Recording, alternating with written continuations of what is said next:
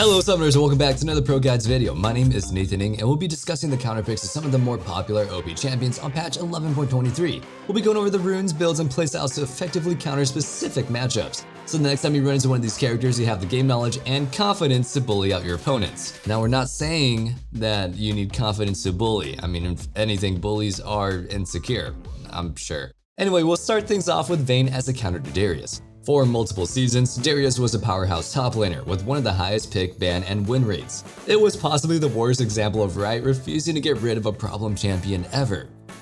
Camille. Anyway, finally in Season 11, Darius fell off pretty hard. Between direct nerfs to him as well as the items that he built and buffs to champions like Camille and Fiora, he just didn't really have a place anymore. But he's been picking up steam lately, and when Darius is in the meta, you definitely want to have an answer to him. If you don't understand how to deal with Darius, there's a very good chance that you'll die to his cheesy all-in in the early levels, and he'll snowball from there.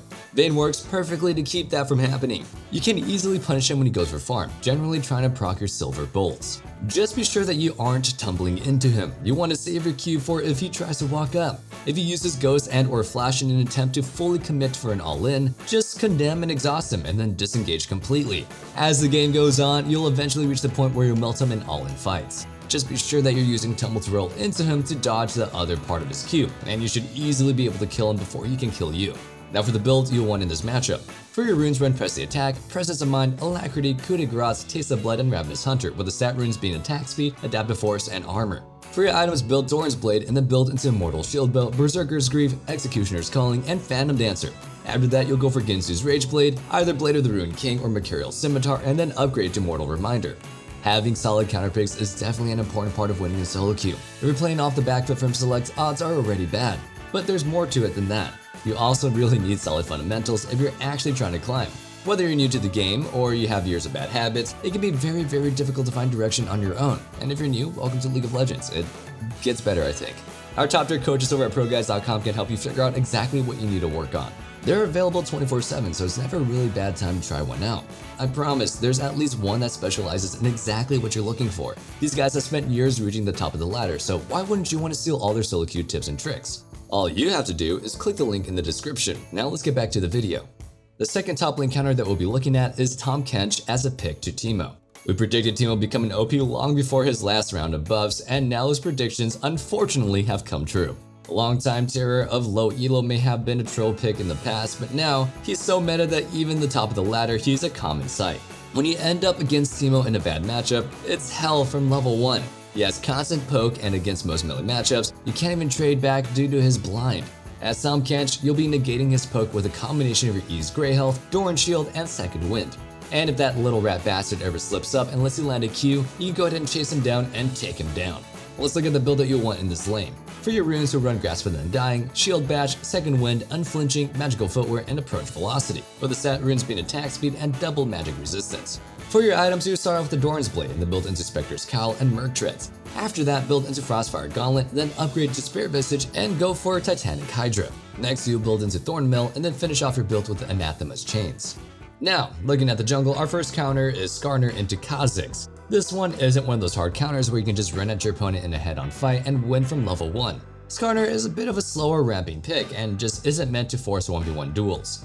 Instead, you'll be playing in the early game to power farm, aiming to get 6 as fast as possible. Then you'll play Skarner as usual, ganking the most vulnerable lanes. So, if you aren't aiming to fight the Kha'Zix at any point, what is the purpose of this counter? Well, it's strictly to make it impossible for Kha'Zix to teamfight and have fun. But if you also want to prevent people from having fun, just play Teemo top. Anyway, Kha'Zix's teamfighting is super strong thanks to having multiple resets and stealths that kinda make him invisible all the time. But with Skarner's ultimate, you can lock him down the second that he jumps in, giving your team the time that they need to blow him up, before he can just burst anybody else down. Anyway, let's look at the build that you want. For your runes, you'll run Phase Rush, Nimbus Cloak, Transcendence, Water Walking, Triumph, and Tenacity, the stat runes being Ability Haste, Adaptive Force, and Armor. For your items, start with the Hail Blade, and then build Lucidity Boots, Turbo Chem Tank, and Dead Man's Plate. Your next items will depend on what threats the enemy has, but some general good options are Force of Nature, Randuin's Omen, Thornmail, and Gargoyle's Stoneplate. The other jungle matchup that we'll be looking at is Kindred into Echo. This is a much more aggressive counter than our last. Unless Echo is super fed, you'll be pretty much able to kill him at every single stage of the game, as long as he doesn't get the jump on you by landing a W from out of vision. Your Q allows you to easily kite or chase as needed. Echo's ultimate is generally good against champions that rely on bursty combos, since he can use it to heal back up some of the damage that he takes, and then go back to his opponent once their cooldowns are down. But as Kindred, you're constantly pumping out the DPS with your autos, so he doesn't really get to do that. You'll just cut him right back down again and again. Let's take a look at the build that you'll be running. For your runes, you'll take Conqueror, Triumph, Alacrity, Coup de Grace, Eyeball Collection, and Ravenous Hunter, with their stat runes being Attack Speed, Adaptive Force, and Armor. For your items, you start with an Ember Knife, and then build into Kraken Slayer, Berserker's Grief, the Collector, and Infinity Edge. After that, go for Lord Dominic's Regards, and then either Bloodthirster, Rapid Fire Cannon, or Mortal Reminder. If they have a lot of AP, I recommend Wit's End. Now for the mid lane, the first counter we have is Vex into Leblanc. Statistically speaking, Leblanc isn't all that impressive of a champion. But that's because there are a lot of bad players out there that see her get played at Worlds and then try to replicate what the big boys do, so her win rate gets tanked pretty bad.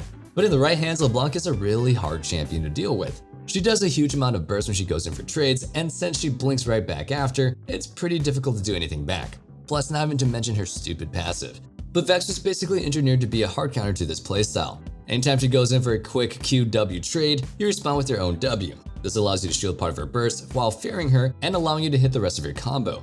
A part of this is not wasting your fear when it's up. You generally want to wait for her to make the first move and then react to it. Now let's look at the build that you'll want. For your runes, run Electrocute, Cheap Shot, Eyeball Collection, Ravenous Hunter, Mana Flow Ban, and Transcendence, the stat runes being Double Adaptive Force and Magic Resistance. For your items, start with the Doran's Blade and then build into Luden's Echo, Sorcerer's Shoes, and Horizon Focus. If you're feeling feisty, go for Magi's, otherwise just grab Cosmic Drive. After that, go for Void Staff and Rabadon's Death Cap. The other mid lane counter that we have is Fizz into Lux. Against most other assassins, Lux is a really safe pick, able to safely bully them with her E spam, while also being able to sit on Q to disengage if they try to go in.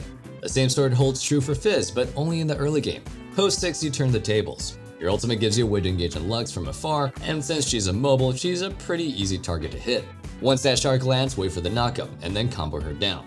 The only way that you really mess this up is by moving in too early and giving her a chance to land her Q on you. Once you have your core build done, this will be easily able to one-shot every single time you make contact with her, so she'll never be able to hold you in his side lane. Let's look at the build that you'll want to take. For your runes, run Electrocute, Sudden Impact, Eyeball Collection, Ingenious Hunter, Triumph, and Coup de Grace, with the stat runes being Haste, Adaptive Force, and Magic Resistance. For your items, you'll start with the Corrupting Potion, and then build into Luden's Tempest, Sorcerer's Shoes, and then Lichbane. If the enemy team doesn't have much UC, you can go for Magi's, but if you want the safety, go for Zhonya's instead. After that, go for Void Staff and then Rabadon's.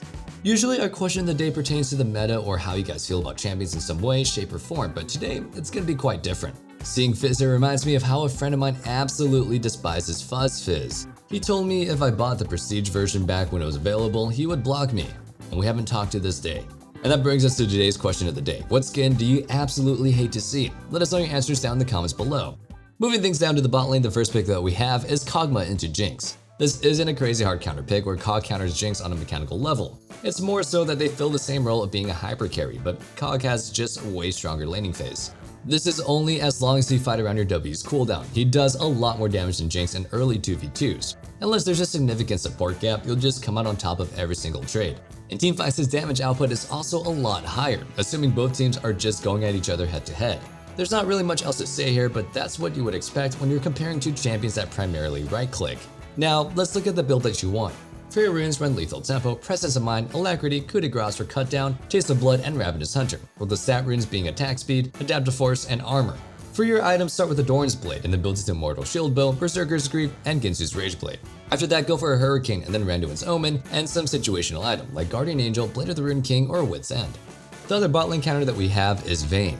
Vayne has been a really strong pick for quite a while now, and I think that's kind of an issue. A hyper carry shouldn't also be a really strong laner that can outtrade most other marksmen in the early game. My best counter for her is just banning her in rank though. Anyway, that's why we'll be picking an impressive mage to keep her at bay. Instead of constantly trying to trade with Vayne, the game plan as Heimerdinger is to shove in the wave with your turrets and then force Vayne to farm under her tower. As she does that, you poke her with her W spam, which you'll be maxing for maximum poke. If she ever tries to tumble in to trade back, you react with your grenade, stun her, and then cause your turrets to fire off their laser, all the while you waddle back to safety. Usually, even the hardest of lanes can be turned around at level 6 for Vayne, with their ultimate giving a lot of all-in power, but Heimerdinger's ultimate is an equally strong counter. Just plop down a giant turret and fight around it, and she'll never be able to net a win. Now let's look at the build here. For your runes, run Comet, Mana Flow Ban, Transcendence, Gathering Storm, Taste of Blood, and Ravenous Hydra, with the stat runes being Double Adaptive Force and Armor.